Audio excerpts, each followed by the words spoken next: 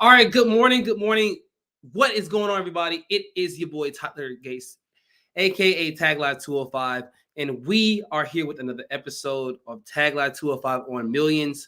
Once again, as I do every episode, I thank Millions.co for this amazing opportunity to further their platform as well as mine. You guys know how we roll. We're going to get down to business because there's a lot that happened in the sports world last night. Boston Red Sox, New York Yankees game one. That's the first topic we're going to discuss here and what the New York Yankees have to do in order to win game two and avoid elimination. We're also going to talk about NBA Media Day and how all the stars are out, but all the stars are not aligning, as some would say in Milwaukee. We're also going to get into Tyreek Hill and that horrific injury that he had versus the Jets on Sunday Night Football. What does that mean for Miami? And what is the peak of Tyreek in a Dolphins uniform? And we're going to close it out with WrestleMania fans everywhere. John Cena, we understand that his farewell tour probably will be extended, but WWE did announce that his farewell match will be at Saturday night's main event on December 13th. So let's get right into the first one here. Once again, I said Red Sox and Yankees. It's a wild card showdown. The MLB playoffs have started. October baseball is here. The fall classic for us baseball fans as we know it. This was a thriller. Garrett Crochet, my goodness, 7.5 innings, 4 hits, 0 walks, and 11 strikeouts. A brilliant performance all across the board. This is somebody that when the Red Sox acquired, everybody said, is he a closer? Well, remember when I said that he was a starter? He started in Chicago when playing for the White Sox. He was a closer when he came up the same year he got drafted. It was a rarity. He's only a part of a few men that have ever come up to the majors and gotten that call up the same year that they had been drafted. And it's proved dividends. To give up Kyle Till and to give up the other prospects that you did, it doesn't really mean much if Garrett Crochet is going to continue to produce like he did last night. Like I said, 7.5 innings with 11 strikeouts. But I want to get to the New York Yankees. And my debate question for the Yankees, did the New York Yankees blow it? Or did the Boston Red Sox prove that they were simply tougher? I think that's my question. I'm going to repeat it again. Did the New York Yankees blow it? Or did the Boston Red Sox prove that they are simply tougher and better? And I feel like the New York Yankees blew it. They're clearly better than the Boston Red Sox. We know what happened during the season. They traded Rafael Devers in one of the most controversial trades, blockbuster trades in MLB history that we will never understand the full context of.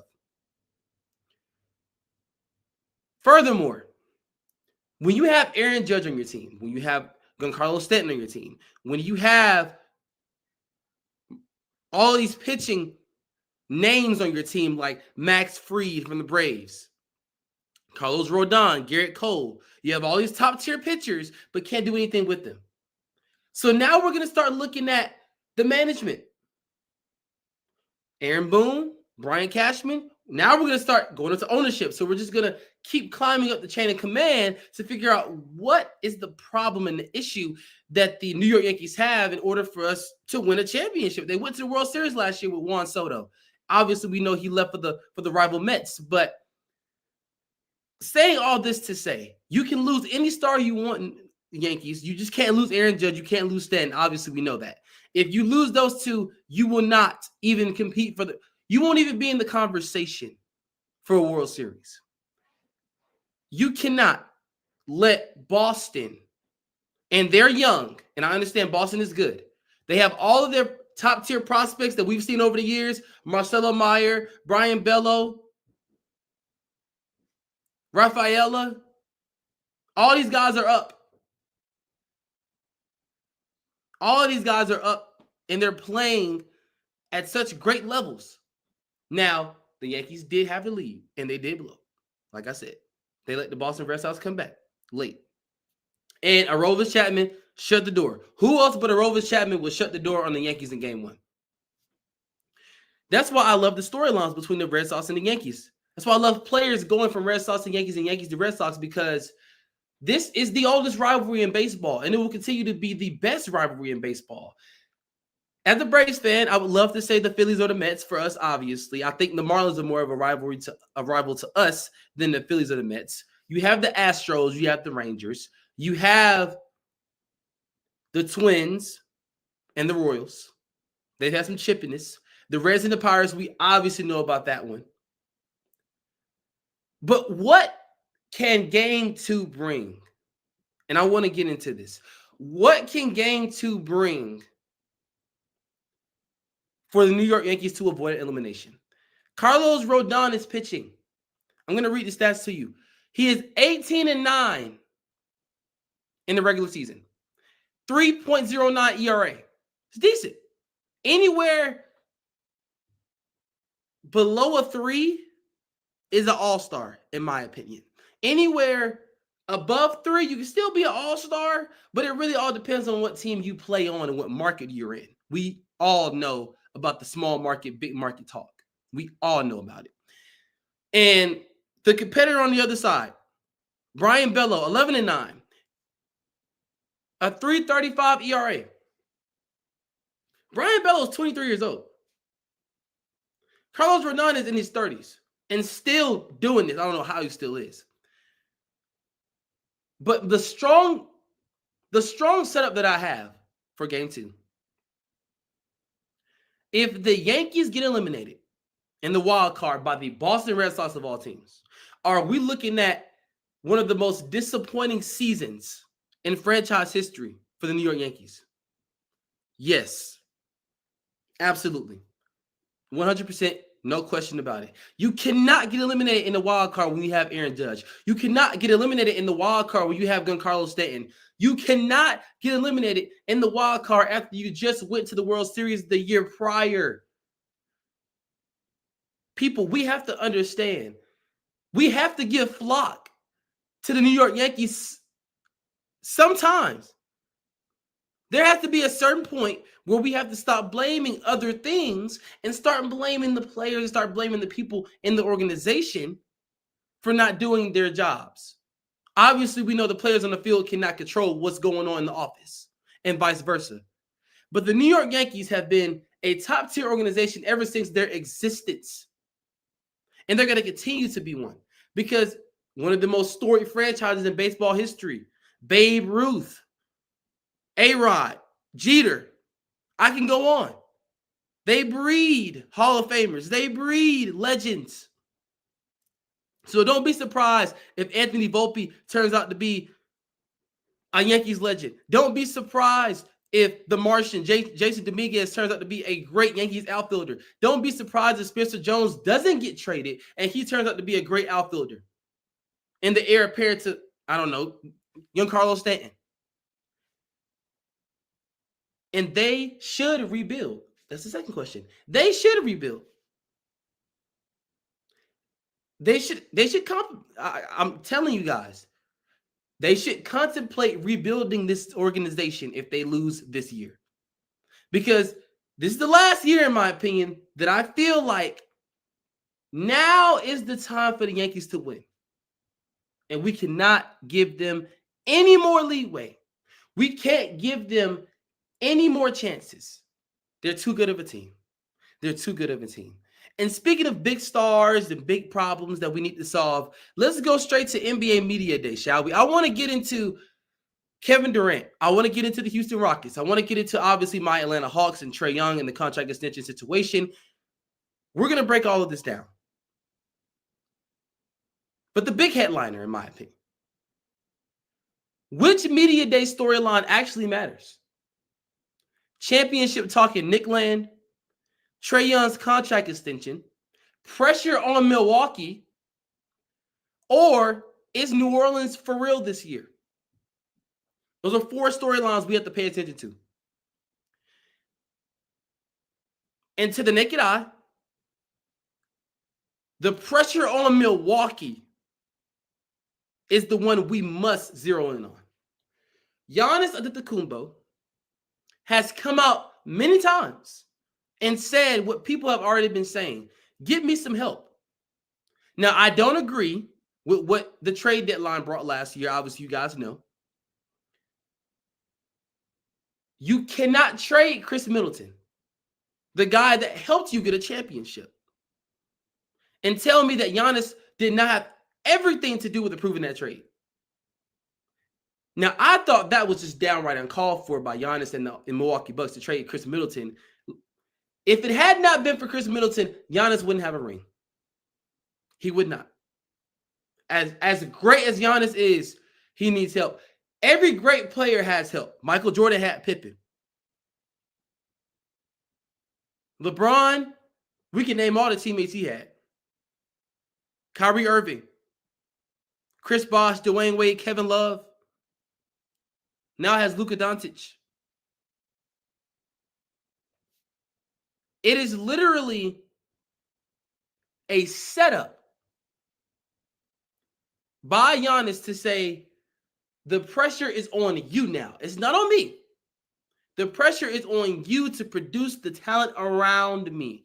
But what Giannis has to do is stop being so lenient. He has to become cutthroat. And I love Thanasis. I love his brother. But that's just one roster spot taken up that could be added with a six-man level talent. Like a Jordan Clarkson, but you let him go to the Knicks. I love Cole Anthony. He's probably going to be that six-man role. Kevin Porter Jr. is back. I love that pickup. Gary Trent Jr. is back. Majority of your roster you brought back. AJ Green's going to shoot threes and make 99% of them. What Giannis, and I'm going to say this. Of course, I did my research. I feel like this is the 2009 Cavaliers. Stats-wise, that's what the Bucks are going to do this year. I feel like they're the 2009-10 Cavs where they're going to win 60-something games, around 65 to 67. Giannis is going to win MVP. They're going to be a top 4 seed. They're going to go to playoffs. They're going to get to the second round. They're going to lose. And Giannis is going to leave or get traded to a team we're not thinking about.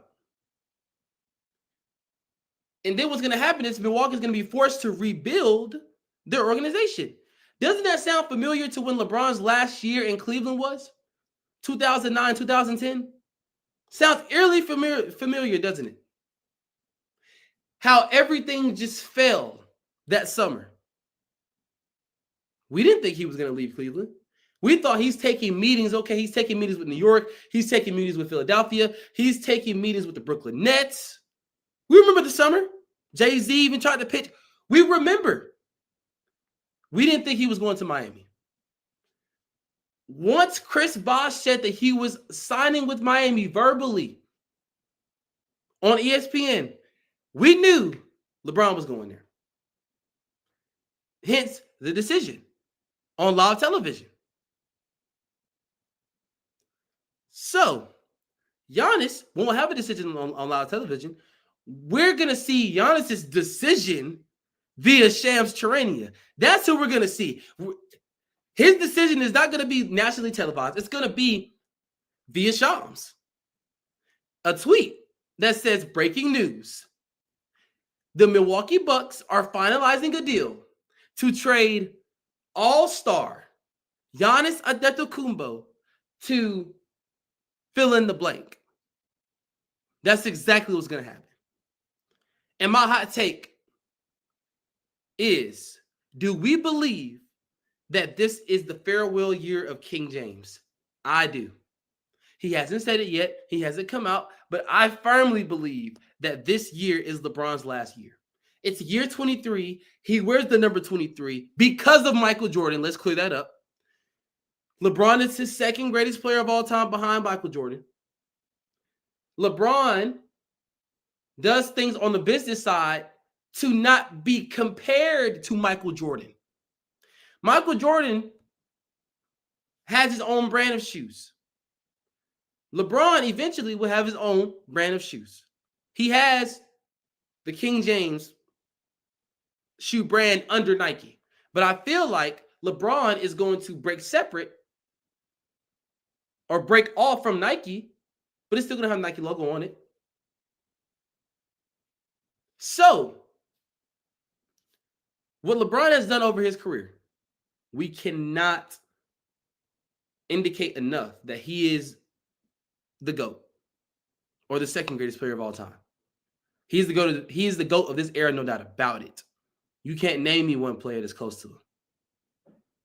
What LeBron has brought to this game, yes, he's flopped sometimes. Yes, he's complained. But what he has done and carried that torch after Michael Jordan, who's going to carry that torch after LeBron James leaves? The one person we're all going to think about is either Victor Wembanyama or Cooper Flag. It's going to be one of the two. That's who we're going to think about first. In terms of young guns, under the age of 21. Jason Tatum is, in my opinion, when healthy, the best player in the NBA. I love Shai Gilgeous-Alexander. I love Giannis Antetokounmpo. I love Nikola Jokic. I love Joel Embiid. I love Luka Doncic. But when we are talking about pure talent, Jason Tatum has that killer mentality. He does. I can't wait to see him back. I don't know how long it's going to take him to get back, but the Boston Celtics will be back. And speaking of people that will be back soon, Tyreek Hill. We're going to pivot here. We're going to talk about Tyreek Hill's injury. Is he done in Miami?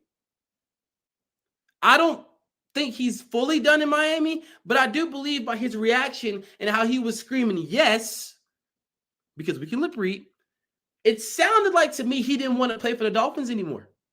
I didn't want to believe it. I love Tyreek Hill and the Dolphins.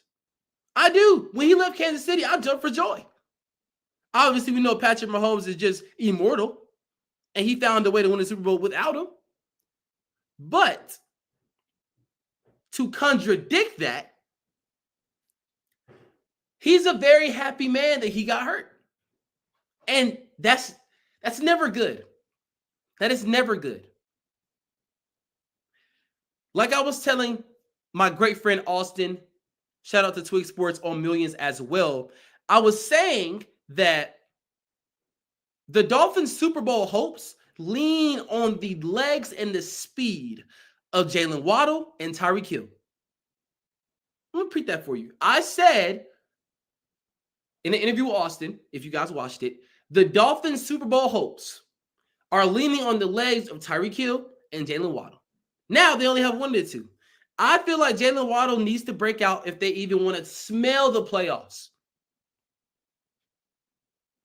Which brings up the question, are the Dolphins' Super Bowl hopes cooked without the cheetah? Absolutely. They were cooked before the season started.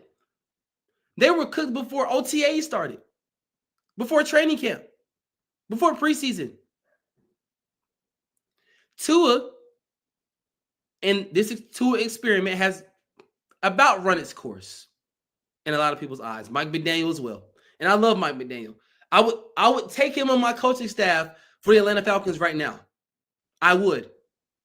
Not as the head coach, but I would definitely take him. And we have to see the bigger picture here, guys. We have to see the bigger picture. Because not only did he look happy and elated that he was injured, but it sounded like to me he already had packed his bags and he just didn't want to play. But before the game, ironically enough, he was headbutting his teammates, motivating his teammates, saying, let's go win our first game, guys. We can get back in this race. So it's almost like he's playing two-sided games here. And that's what I want Tyreek Hill to kind of realize as he's going through this process of recovering from the torn ACL or the torn Achilles, right? You want to be able to say that I did all I could in Miami. The same way that you said that I did all I could in Kansas City, you want to be able to say that. I'd say stick around. Miami, don't trade him. You guys have a good team. I've continued to say Miami is the biggest threat.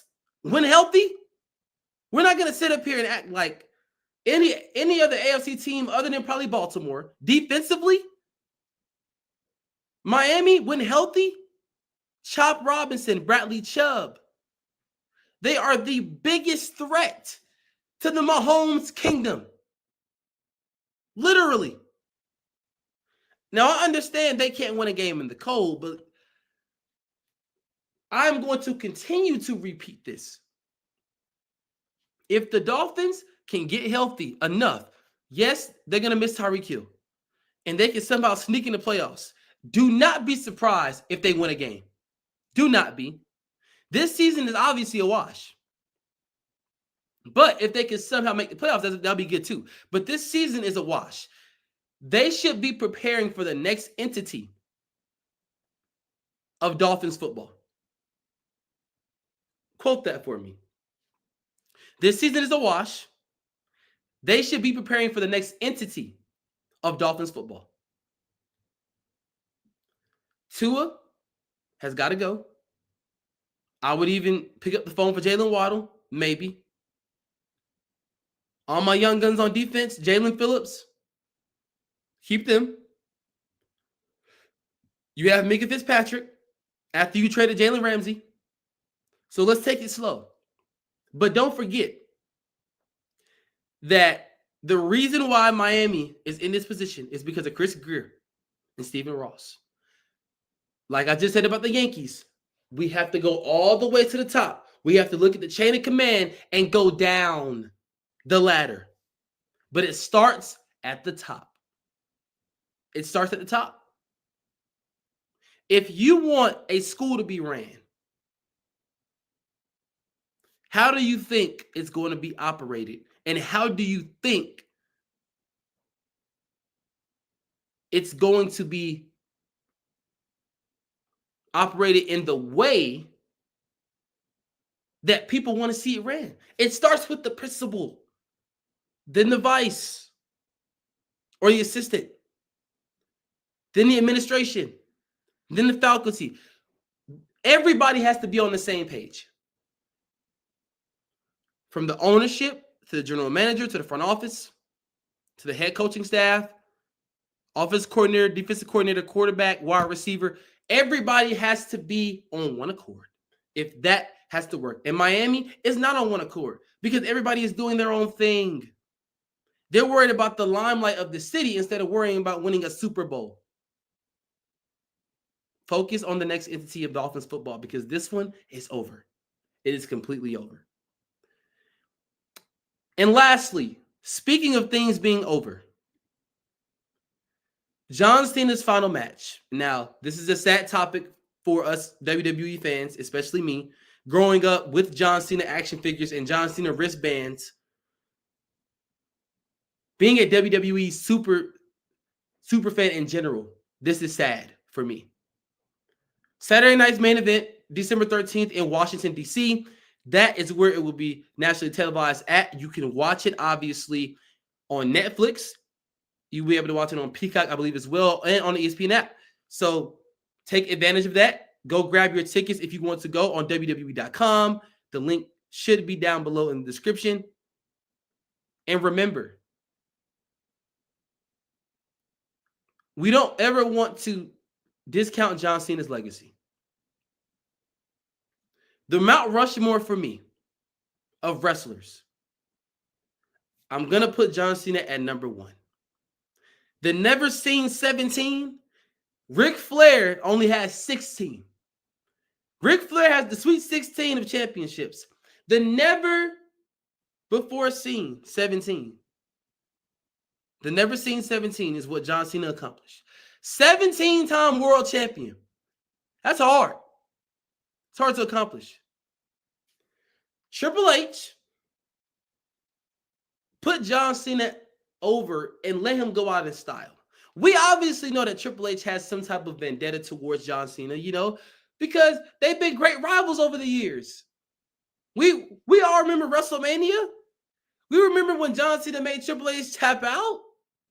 We even remember the night after that WrestleMania where Triple H wanted another shot. Remember that? We have so many storylines with Cena and Triple H. We could go on for days talking about them. The Royal Rumble when John Cena returned from injury with the pec injury. They said he was going to be out for almost 2 years. He came back in 3 months, 6 months. People, John Cena has done things no other wrestler has done. No other wrestler has done. Put some respect on his name. Randy Orton, put some respect on his name. Batista, put some respect on his name. The Farewell Tour has been 50-50 so far. I will say that. Hasn't been what we expected, especially that plot twist at Elimination Chamber earlier in the year, where we thought, okay, John Cena is finally going to turn heel. He did, but it wasn't in the way that we thought it was going to be, right? So, when it's all said and done, never say never with John Cena. We obviously know John Cena is going to come back. He's going to be in WWE in some way, form, or fashion, whether that's in creative, production. He is going to be behind the scenes. So don't let this fool you about, oh, he's just going to Hollywood. No. He's going to be like The Rock. He's going to join TKO probably. Board directors. So get ready for that. The emotional send-off for John Cena for me, it is not just a farewell to John Cena. Rather, an end to an era for WWE fans everywhere. I'm going to repeat that one more time. It is not just a farewell to John Cena. Rather, the end of an era for WWE fans everywhere. Meaning, give them their flowers while they are still here. Respect them while they are still here. Love on them while they're still here. Because when they retire, we're going to be reminiscing on the WWE Network. We're going to be reminiscing on Peacock. We're going to be reminiscing on Netflix. We're going to be reminiscing on ESPN, watching PLEs, thinking, wow, John Cena was just here a couple years ago. And now he's not in the ring. It's hard to see John Cena in the ring. It's hard. But everything has an end. Everything has an end. It just matters how you go out on top. That's all that matters. That's all that matters. So thank you guys so much for joining my show today. The next episode, obviously, Monday morning, TAG Loud 205 on Millions. Once again, I want to thank Millions for letting me use their platform and vice versa. I am appreciative of this platform. We are all waiting to see what John Cena is going to say about this announcement that WWE made. We are all waiting on Tyreek Hill to come back in some capacity. And yes, he's going to lose some of that speed, but he's going to be better than before. I will guarantee you that. Kevin Durant and the Houston Rockets, how are they going to look this upcoming season? Are they going to be a Super Bowl, NBA Finals contender, And will the Boston Red Sox actually win the World Series? That's a burning question as well. So thank you guys so much again. Remember to like, comment, and subscribe on my YouTube. Follow me on Instagram at Tyler A. Gates and Tag Live 205, all lowercase. Also follow my Twitter at Tyler A. Gates as well. Thank you guys so much. And remember, stay up,